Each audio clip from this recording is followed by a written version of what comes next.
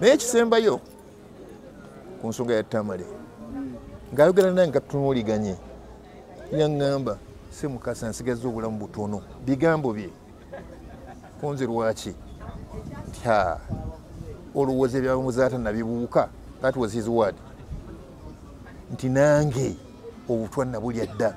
nange abugenda ne bundeega n'olya nga bundeeza emimiro ne bundeega amagulu ne bundeega ebinywa byonna nti era okulaba nti ndi wano nkozesa eddagala ly'amaanyi nnyo senga nafa dda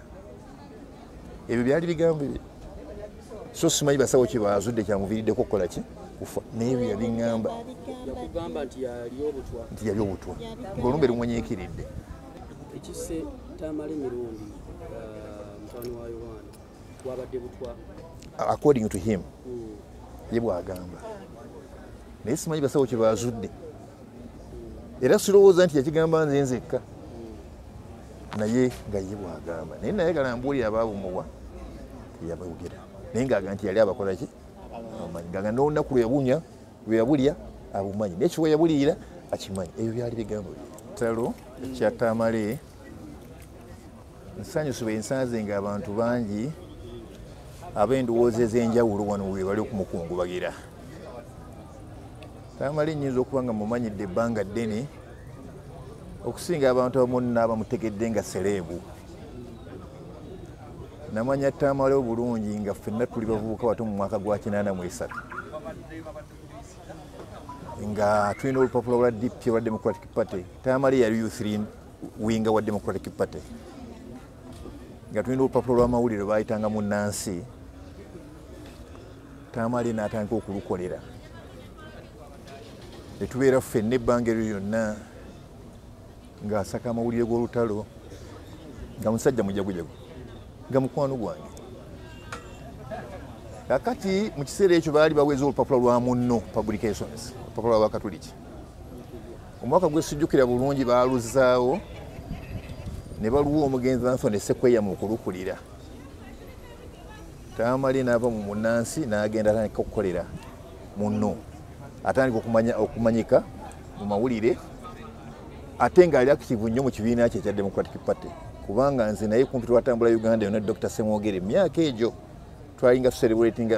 25 years of existence ya Democratic Party kali nga twetoola naye nga tugenda okwetoola Uganda yonna ne Dr. Semwogere ne tuveeyo nga Tamale mukwano gwange ne tutuuka nga tuli wamu paka ebyobufuzi bwe byatwawukanya NRM eze mu buyinza Tamale n'abeera nga era opposition ekumala ebbanga ddene mujjukire emboozi ze yateeka ku bimeeza ng'ekiseera kyonna abeera alumba gavumenti. Ndowooza gavumenti neemulaba ng'afuuse threat kubanga tekyali kyankumuwogereza kumutwala naye ebizibu mu biseera ebyo twalina ebizibu by'ebyenfuna nga buli muntu anoonya waakola ki wafunira. Tamale yatandika okwogera oludikya bwe njogera oludikya mukitegeera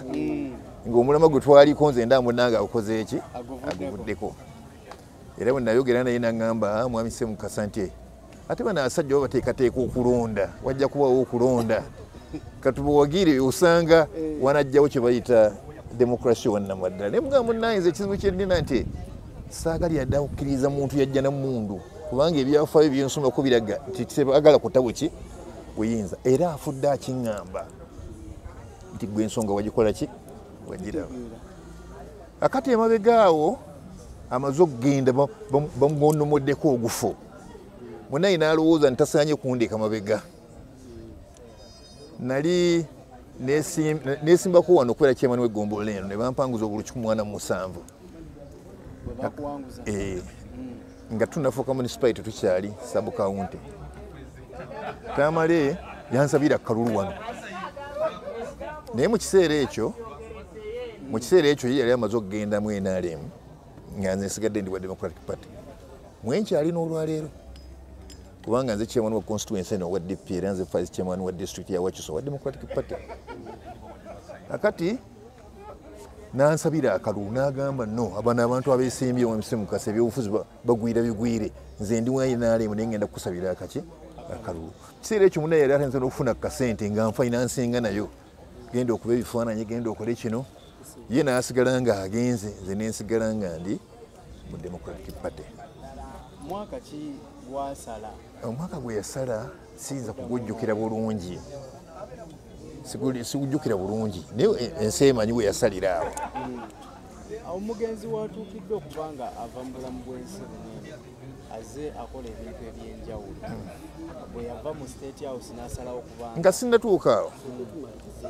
mbadde nkubuulira nti ekyewuunyisa ku Tamale nga bw'obeera munne tasobola kukwerabira wadde nga nze nagenda okuyingira mu movement naye waliwo twali tugenda mu kamyufu k'obwa meeya wano abadde kuba saako za DP abadde azibeeramu be bantu beyakula nabo wano ne bamubuulira ku luku olwali lugenda mu kamyufu ka kibiina Tamale nali ndi awo ng'azze nanga mwami Ssemukasa nti njagala ekigambo eki dikiriyaringa nti oyingidde NRM tukuwe tikiti y'NRM tukuwe buli kyetaagisa kyonna okuwangula akalulu ne bwe kinaakyetaagisa ki ne mugamba nze okugenda ku bwa meeya nti tekinsaza ddiiro okuva mu kibiina kyenkola ki kyendowoolezaamu era saagenda akati olumu President Museveni baategeka omukolo ewaffe nze mbeera busaabaleeyo nali saala gugendako nze saayanja okwesembeza mikolo girimu omusajja oyo naye omugenzi Isa Kikungu yali member wa parliament wonna mpita mwerekereko kati bwe twatuuka wali bantuuza ku line okwali kutudde omugenzi Tamale nga mu kiseera ekyo press secretary wa president n'akyusa abantu abaliraanyeewo era ntuule nga muliraanye n'agamba gwe Ssemukasa ogenda kufa obwavu nze nja kumpaasuwala ensi nti ojja ogenda genda nga n'ekifo maze okukikola ki okukimanya kyogendamu mu kiseera ekyo nali disappointed kuba waliwo mutabani wange ow'erinnya ennyo mu kiseera ekyo yali avudde mu DP ng'asaze agenze mu movement olw'ebizibu bye byeyalina ne mugamba saana kulya kigambo ekyo ne nvaawo ne ntambula ne nva ku katebe n'angoberera ntugenda eri anjogereza ne mugamba mwami Tamale nti nze sijja kugenda beera gy'oli bwe ndiba nkusoose okufa olingulira kofi n'ey'ebbeeyi naye sijja kukola ki kuyingira mu kintu ekyo kale nzize mumanya nga ndi naye nga ntambula naye nga mukwano gwange nga muganda wange nga tukuze ffenna okutuusa ebbanga lino kakati Tamale ye musajja adde asinga okubeera controversial oba controversial mu Buganda bakiyita ki ng'olwaleero nga tategeerekeka ng'olwaleero bwayimuka kukuba gavumenti ng'oyinza okulowooza nti tagisembererangako olwaleero nga bwayimuka kukuba Kyagulanyi ng'oyinza okugamba nti alina kye yamukola naye omulundi gwe nasomba okwogera naye ennyo yali nsonga ya Kyagulanyi nga buli wabeera ku leedi amulumba buli wabeera ku TV amulumba naye ng'amanyi nti nze kojjaawe nakati ne mukubira essimu nga njja kumusisinkana ku nsonga eyo naŋŋamba ekyo kyemuwaako respect njagala okutegeeza kimuwaako respect naŋŋamba muganda we tukuze ffenna ekigambo ky'oŋŋambye sigenda kuddayo kulumba mwana oyo era okuva yaŋŋamba ekigambo ekyo sizzeeyo okulaba kigambo kya Tamale mirundi ng'alumbagana Kyagulanyi ku social media oba awantu wonna ku mikutu gyonna so abadde principled ate abadde ayogera ekimuli ku mutima olumu nakayanako naye lwa mwenge kino saana kyogedde naye kankibabuulire nga bwoga ngenda kumusisinkana ye aba yeetamiiridde dda bwavuga ntusisinkane ye obugenji bwamanyi mulina kubeera nga munywaki mwenge ne mugazi munnange omwenge ngunywa lwakizale so ogwange sigunywa nti kubanga guli awo wali onywa gwa Lakizale enywako kwekwo kitegedde so sigandi bwe mba sigunyweddeko nkola ki nfa nakati ntubeera n'obutakkaanya obw'omwenge mugamba munnange omwenge gugenda kusala ku bulamu obwo omwenge gusaleko naye ekisembayo ku nsonga ya Tamale ng'ayogera nange nga tutunuuliganye yaŋŋamba Ssemukasa nsigaza obulamu butono bigambo bye konze lwaki nti olowooza ebyamuzaata nabibuuka that was his word nti nange obutwa nabulya dda nange bugenda bundeega n'olya nga bundeeza emimiro ne bundeega amagulu ne bundeega ebinywa byonna nti era okulaba nti ndi wano nkozesa eddagala ly'amaanyi nnyo senga nafadda. Ebyo byali bigambo bye. So simanyi basawo kye baazudde kyamuviiriddeko okukola ki kufa naye bye yabiŋŋamba yakugamba nti yali obutwa ng'olumbe lumwenyeekiridde. Olunaku obadde eti mwaka ki last year namenyera n'abantu be yali alowooza nti baabulya. Naŋŋamba naye kati ondaba nti buli kasente kenkwata awe namugambira nti tuva ku mwenge bwewanga omaze okumanya nti olina ekizibu bwe kityo ate lekeraawo okunywa omwenge okoze eki. Naga nti ate bwe sikunywa ndowooza nnyo buli sikunywa ndowooza sawa nagenda kufa. Naye nga ayogera ebyo nga biva mu kamwa ke nti nali obutwa. Naye teyambuulira bulyawa naye nga yaga nti ababumu abakola ki abamanyi. So oyettaamala emirungi. Nsaba Mukama amuwa ekyumuro ekyemirembe. ekisse Tamale Mirundi mutwani wa Uganda wabadde butwa according to him ye bwagamba naye simanyi basawo kye baazudde era sirowooza nti yakigamba nze nzekka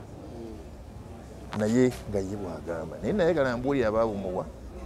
teyabawogera naye ngaaga nti yali abakola ki abamanyi ngaaga n'olunaku lwe yabulya abumanyi naye kiwe yabulira akimanyi. Ebyo byali bigambo bye. ebbanga lino lyonna abadde alwana na butwa ng'agamba nkozesa eddagala ly'amaanyi nnyo ne mugamba obutuusa oli ku mwenge eddagala ligenda okufuuka obutwa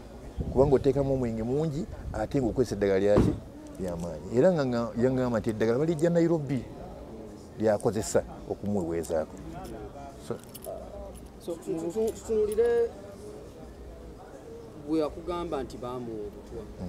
yakuwayo ensonga eyinza okuba nga yamuweesa obutwa naye si gyetaaga ng'oli munnamawulire yekka gw'osusa okuwulira wano nga bamwogerako nti yafudde obutwa nange nkubuuza. So abantu okulya obutwa e Uganda kyafuuka kya bulijjo. Okay, bubaka ki bw'owa bannayuganda abatulaba nga gwe ayawanga obubaka bwange nsaba abantu bonna Tamale byanyiiza bamusonyiwe kubanga ekisooka abadde apologetic nnyo nga bw'amanya nti alina ensobi kubanga oluusi ebintu bimu abadde abyogera ng'atamidde naye nga bw'omulumba n'omugamba kino wayogedde kyaki nga muganda ngo bakadde kayiseewo nga yeetonda. So nsaba abantu bonna Tamale byanyiiza bamusonyiwe. Nsaba gavumenti ya Uganda ekole kyonna okulaba nti bannayuganda abalwala endwadde ez'enjawulo basobola okujjanjabibwa mu ggwanga wano. Obulwadde obusetamale oba bulwadde ki oba bulwadde ki busobola okutta munnayuganda omulala yenna omunaku ali eyo mu kyalo atasobola kugula ddagala kuva Kenya. Bw'olaba nga omuntu adde ali ku drugs ez'amaanyi eziva in a foreign land ggwanga eddala ng'afudde so nga tewali agula bulwadde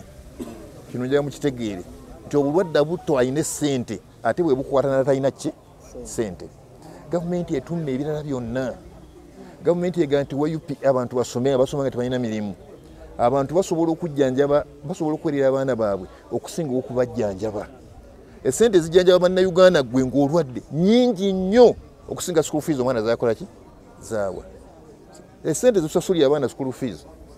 zisinga senga omuntu olwazaako olero waliwo mu Uganda amalwaliro ng'omuntu okulinnya ekitanda miliyoni 2 kati bannakukolako naye nga munnayuganda muno yazikoze eki yazisasudde. So nga ate obulwadde obumuluma oba sukaali obupulesa bwe buluma omusajja omunaku ow'ebukomansimbi atalina miliyoni ki 2. Gavumenti etukoze ebyo tuteekamu grades tibannaffe babbi omusimbi mungi nnyo basobola okusasula eddwaliro lyonna ne beekolera amalwaliro ag'ebbeeyi agalimu amalagala ag'ebbeeyi omunaku naaba nga talina wakisobola kugenda kukola ki kujjanjabibwa. Tamala ajjanjabiddwa kyonna kubanga omwana we dokita yaddamu ekwatirako naye obulwadde buganje so nga eddagala babadde basobola odigula okuvaawa ekyo okufa kwa Tamale kuyigirize gavumenti eno ti bannayuganda bangi abafa nga tebalina mannya ono ategeereddwa kubanga abadde alina ki erinnya naye abantu bangi abafa endwadde ezaali badde zijjanjabibwa nga tezisoboka. Tokyasobola kugenda mulawo nga tolina ssente. Okuzaala Uganda kyafuuka kyakugulirira buguliriza omukazi wafuna olubuto ebyena ebikutokota kubanga eddwaliro lyolowooza libaatekawo specialist hospital emulago oba tolina kakadde plus tolirinnya kitegeeza lyabali bokka basobola okubba obuwumbi abanaku abazaala balina kufiira eyo mu ssanya. So nkubira gavumenti omulanga eyagala bannayuganda nga bwe tugamba nti tufune omutima ogwagala eggwanga lyaffe yesinga okwagala abantu bagiwa omusolo esente ze bateekamu galwaliro gaabwe aga private baziteeka emulago mu malwaliro gano ge bagenda gateekamu agataliimu ddagala omunaka ajjanjabibwe. That's my prayer. Submission ibadde kyagenda maaso. Mbadde nyongerako ekirala. Ekirala gavumenti njagala tutwala omukisa guno ngibuulire emyaka 4 gyemaze nze ne Tamale yatusanga tuli bavubuka bato nga tetunnazaala olwaliro Tamale alese abazzukulu abaagala okuzaala bannaabwe naye nga n'okutuusa olwaliro egganjo tuteekerawo embeera y'ebyobufuzi omuntu yayinza okulowooza nti bwe tuyitawo ntufuna obufuzi mu mirembe. Tamale takirabye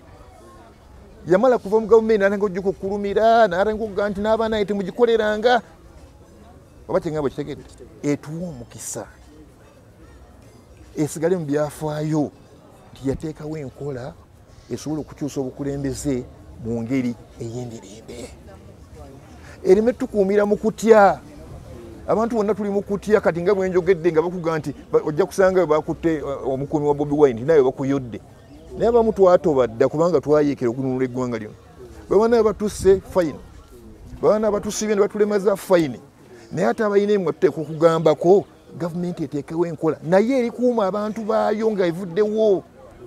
kubanga tewali wayina immunity era baleme kulowooza nti bagenda kutufuga paka ensi lwerikoma. Ekiseera kigenda kutuuka naye twagala bazzukulu baabwe beyagalire mu sente zaabwe zebakoze eki zebatutte tugenda kubasonyiwa byonna senga bateekawo a free and a fair democratic state of Uganda. Ayagala okuvuganya avuganye gwe bawangula bamuwangule gwe bawangudde agenda atuule bireme kukoma ku local governments ate nazo bazibba. So gwe mulanga gwange oba oliawo Tamale naye ndyagadde okwesimba okuba president adde musajja mujagujo ng'asobola okwogera naye nga tayinza kiyisa mukamwa kuba okiyisa mukamwa community nga suicide kubanga okweteeka omugwa muki abantu babatuze Uganda bafiira wano kimugunyu tebasobola kwogera. Gavumenti etuyambe ku kufa kwa Tamale emanye nti amalwaliro galina okubeeramu eddagala olumba olutta abali mu State House lutta n'abanaku abalinnyo ebitanda mu malwaliro ag'obukadde bw'ensimbi ate waliyo n'abanaku abatalina batukolera ekyo. Bw'otunuulira ku mulembe gwammwe nga bwe mwali oyogedde nti Tamale yatuuka n'abeera bw'ati ne ku mulembe guno tulina bowulira nti ono abadde wa ludda luno n'amala n'asala n'adda eri ate n'atandika okuba gy'abadde kyakuyiga ki munnayuganda kyayigira mugenzi kati neno munange abantu basaza amadiiro wa bintu byanjawulo omuntu abamu basala lwa bulamu bwabwe ng'avuddeyo n'ayogera ku gavumenti okumala ebbanga n'abeera threatened oba muntegedde nga bw'atasala ddiiro gyeyegattako obulamu bwe buli muki mu lusuubo oyo n'aga nti kangigendemu. Abalala basala amadiiro lwakolemwa senga olwaliro otunuulira buli mwana ali ku university buli mwana ali mu institution of high learning alowooza kujja mu politics kubanga tewali mirimu mirala gisasula abantu balowooza tiogenda mu byobufuzi ojja kubba mangu ofune kyokola ki kyoyagala. Kakati abantu bonna bagenzaawo nti bw'omala okusoma tinoonya constituency gy'ogenda genda olwanira obwa kansala ate ne gavumenti netuzanyira ku bwongo neemanya ti abantu baagala kwesimbawo nejja mugombolanga eno mwali badde bakansala 15 mu municipality yonna neetekamu 8 ne mutandika okulwanira obufu obwo kibayita divide and rule mulwanira bufu abadde bendowoozeemu okukakkana nga mwenna mugudde ng'esizaawo byeyagala mu kyo ky'okulowooza ku ntebe emenya eggwanga abantu kati batandika kulowooza kujjako meeya kujjako kansala kujjako ani ne muteegatta ekyo bakikola intention nkuddamu kiri ti abantu bangi basaze eddiiro lwa survival either nga ayogeredde gavumenti ekikinike oba nga anoonya okubeerawo amaze okusoma myaka 10 ali ku street ate bamugamba nti wojja wano otwegattako olina kujja okukola ki gavumenti eno okulanda corruption nene nnyo n'ebintu bitambula bulungi nti abantu abagikolera tebalina mutima gwayo bagikoowa buli agenda agamba bwe nkwatamu kenkwatamu kankakole ki kankatwale kubanga tewali ali sekyuwa ku mulimu buli aliwo agamba bajja kungoba kuba siri mwana wa gundi bw'afuna akalimu agamba bwe bananteeka keruzira emyezi 6 nga nzibya akawumbi nga bampa bbeeru nga ngenda nkyakala kubanga tebalina that heart bali mu gavumenti gye batawagira bali mu kintu kye batayagala. Gavumenti eteekawo freedom of association freedom of speech ewa abantu emirimu gavumenti kye exporting abantu bayo nga bagenda kukola waayaaya obwakadaama ne house girls nebeera happy negane mu budget nti bakadama baleeta ssente weziti mu ggwanika ly'eggwanga bakadama abo tebalina biyinza kukola wano biri productive gavumenti negamba nti egenda kuwola omuntu akadde ka ssente abeeko kyakola ne bw'oba olunda mbizi olunda mumeka mu kakadde ka ssente so ebyo byonna policies embi ziriwakuba nti abantu bakoowa eteekewo omukisa era njagala kugaba bannabyabufuzi bonna bavuganya gavumenti ya Museveni n'okusingira ddala Kyagulanyi atandike enjiri eya reconciliation bano abantu bamanye nti tugenda kubasonyiwa kubanga abamu tetwagala kuyiwa omusaayi basigaye n'ebyo banyaze kuba tetwagala kuwunda bintu by'eggwanga naye nga bawaddeyo obuyinza mu biki mu mirembe bye bakoze bw'obeerawa atamanyi bikoleddwa obeerawa nga abantu ababbanga obukadde babba buwumbi obeerawa nga abantu babba trillions nti budget eno bakagibbamu trillion bweziti ebatawanyi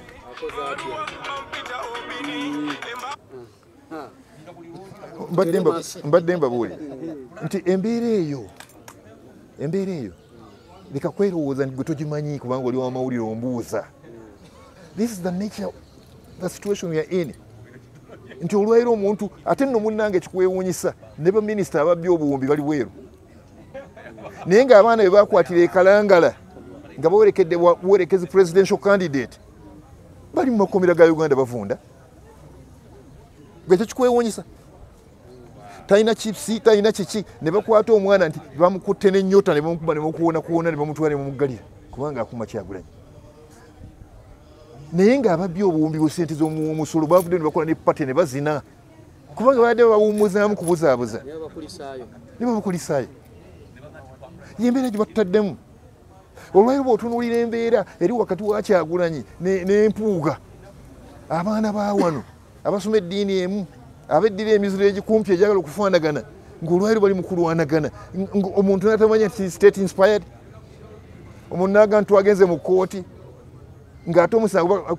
palamenti yo bagidira eyinze okuteekayo petition kooti neesala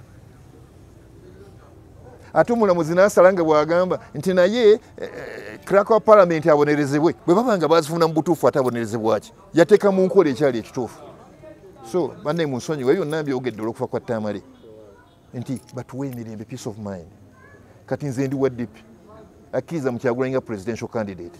naye ndi wa Tamale wa movement abantu bannayuganda basobola okubeera awamu singa obawa emirembe kubanga ffe nze ndi musajja muganda ffe twakuzibwanga ebika byaffe tofaayo kasita omanya nti oli wakika gundi ono wakika gundi bwe byegatta nga tugana Ssaabasajja Kabaka yatugatta nga tutambula so ffe twakulibwa nga mu Buganda wano uya multi-partist mu butonde nze neddira Ndiga omulala yeddira Nkima omulala yeddira Mbogo omulala yeddira uya multi-partist ne tutambula ne tukkaanya mu bika ebyenjawulo ne tubeerawo tubakiyigiriza kiyigirize bakituwe kubanga kyatutonderwa essaawa ng'etuuse bamugalamize ng'ayimiridde waliwo jokisi Tamale badde tomumanyi Tamale musajja muganda ebuganda tebasimba abantu nga babasimbye nga muti waliwo ebintu abantu beboogera kubanga abadde musajja musanyuso abadde munnakatemba mu ngeri ye ne bwabadde ayogera ne bwabadde akola ki ng'omulaba alina katemba abeera mu studio nayimuka n'azina obadde tobiraba naye ng'ava ku ngoma so waliwo ebintu omuntu byayinza ebiramu abantu bayinza okugaa nti tekijja kubeeramu naye ekyo kya famire ye kyendowooza nti bbanga lyalwadde ng'ogyeko bino byadde ayogera naffe obwogezi ateekwa okuba nga alina wiiru ye bwe banagyeyo wiiru nga kyeyayagala nga tumusimba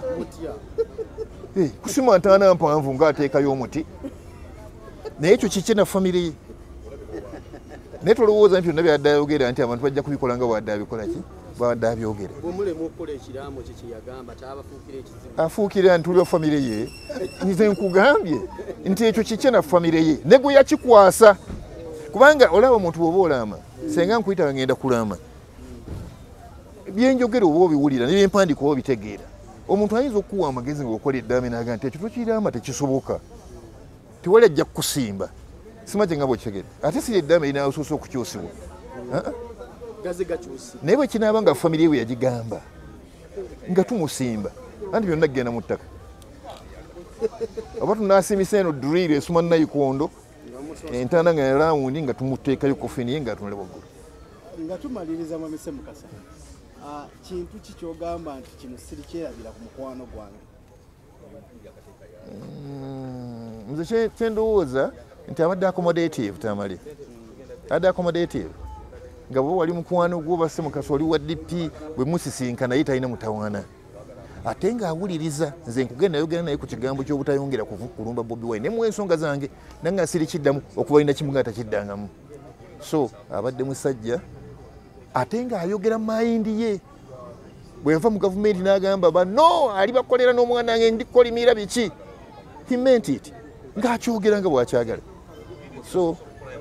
abadde ategeerekeka ate nga tayawulawula mu bannayuganda olw'endowooza zaabwe z'ebyobufuzi tambula nga bw'otambula naye atambule nga bw'atambula ekyo gavumenti yene yali mbwe n'ekiyiga naye tayiggafu abatalina mmundu naye tayiggafu abatalina kasaali naye tukoledde omulimu mulungi etuwe n'eddembe okukyusa obukulembeze mu mirembe kyetayagala kuwulira etuwe eddembe okukyusa obukulembeze mu mirembe batuuleko wali ate sebo anti onsokaasoka njagala nnyo pulezidenti Museveni atuleko mukalina ayobeere lwakitula ng'ali ku TV ng'alaba eggwanga bwe litambula aleme kulowooza liyinza kukoma ku ye kubanga Katonda yatuwa nga tulina emyaka omuntu bwayagala okoma naye ensi esigala ekola ki etambula alabire ku baagisookako pulezidenti Museveni mulibereberye ali muteesa ali mu ttaka Obote n'agenda ali mu ttaka balule ne bajja naye Uganda yakoma ekyo kimulage nti Uganda ejja kusigala ng'ekola ki so atuuleko wali tumusonyiwe tugende tumwebuuzeeko ajja kubanga wakoledde eggwanga kinene nnyo okusinga oddigulira emmundu z'okulikuuma nga tulina malagala mu ddwaliro mu bigambo bisatu tuwe Tamale yaani musajja muganda kimu musajja muganda kubanga nze olumu era nafunako obutakkanya naye ng'alumbye Ssaabasajja nange atali kiddira abadde munnamawulire otegedde ate ng'ategeerekeka kyokusatu byebyo